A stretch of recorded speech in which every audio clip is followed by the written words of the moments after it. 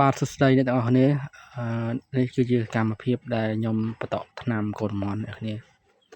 តាមពិតទៅកូនមន់យើងអាយុបានមួយអាទិត្យអីស្រាប់ហោមដងនេះវា6ថ្ងៃ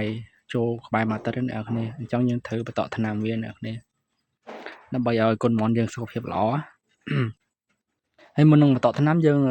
ត្រូវទៅដាក់ថ្នាំឲ្យវាផឹក3 4ថ្ងៃសិនអ្នកនេះតាំងពីញ៉ោះមករហូតដល់បន្តថ្នាំហ្នឹងចឹងដាក់ថ្នាំឲ្យវា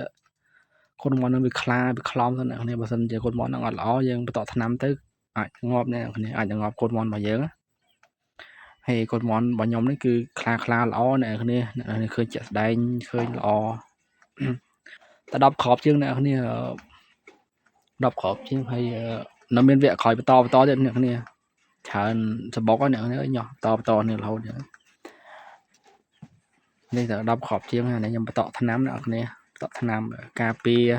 ជំងឺអ្នកគ្នាកូនមន់យើងត្រូវការមើលថែតិចអ្នកគ្នាកូនមន់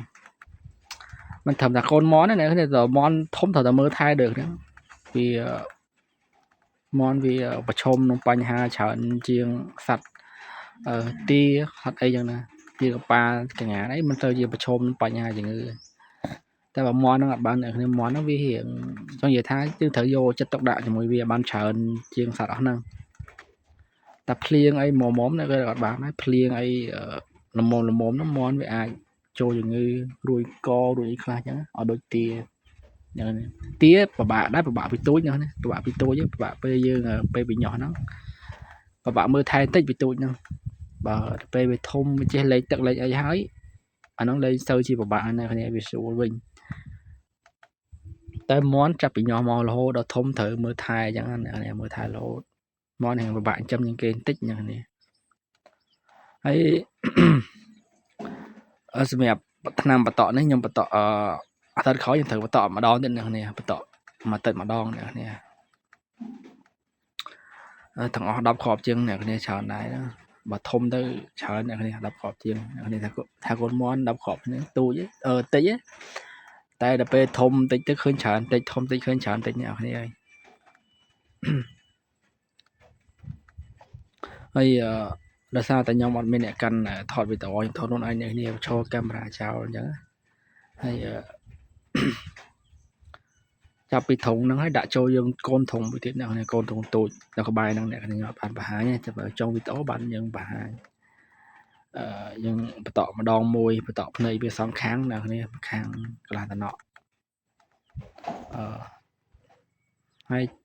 យើងបន្តគ្រប់កូនមន់ទាំងអស់ហើយចាំយើងនេះវិញអ្នកគ្នាចាប់ដាក់ធុងមេវាវិញហើយអាយុប្រហែលជា2អាទិត្យតែ3អាទិត្យអីខ្ញុំយកបលែងដីអ្នកគ្នាខ្ញុំអត់ទុកយូរប្រហែលជាយ៉ាងយូរ3អាទិត្យអ្នកគ្នាព្រោះខ្ញុំបលែងដីហ្នឹងក៏មិនឲ្យវាដើរពីកាលអ្នកខ្ញុំបលែងហ្នឹងនៅក្នុងធុងដដែលហ្នឹងព្រោះធុងហ្នឹងវាបិទវាអត់ទៅណាឆ្ងាយពីមេវាអ្នកគ្នាព្រោះធុងហ្នឹងខ្ញុំពាត់ចិត្តដែរអ្នកគ្នា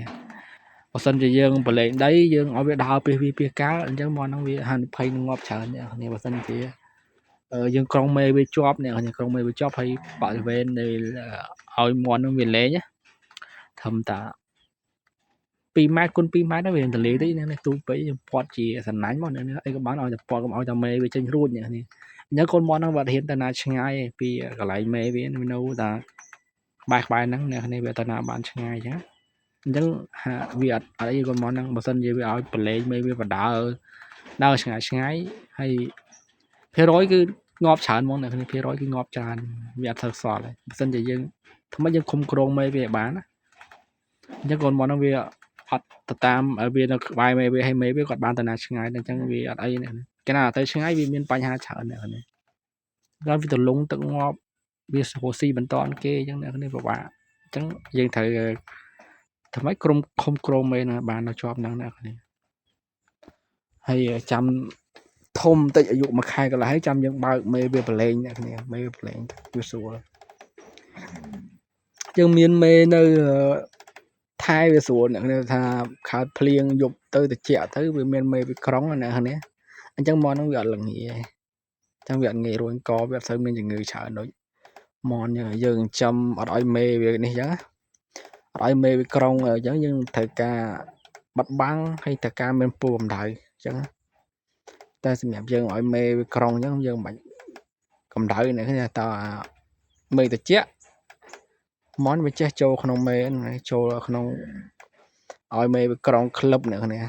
chẳng cái món nó gọi là nghỉ vì có khả năng này nè việc mình chừng người ta na nhà chán nè năng là hay chả đây này thủ món và nhóm cồn món này nhóm mà chập tọt năm hải ói hay nó sao tầm mê muối hay này mình cồn muối đã cho mình muối cồn nữa hay cồn thổ muối tiết rồi làm được flapdo này này cồn món nó không này nóยังจับđã con nói mê về nó thở thở nha nếu mà dụ mà tật thở thở đây phải chỉ kia tật đấy nhưng mà lên đây nè nghe lên đây xả xả ra này nữa con món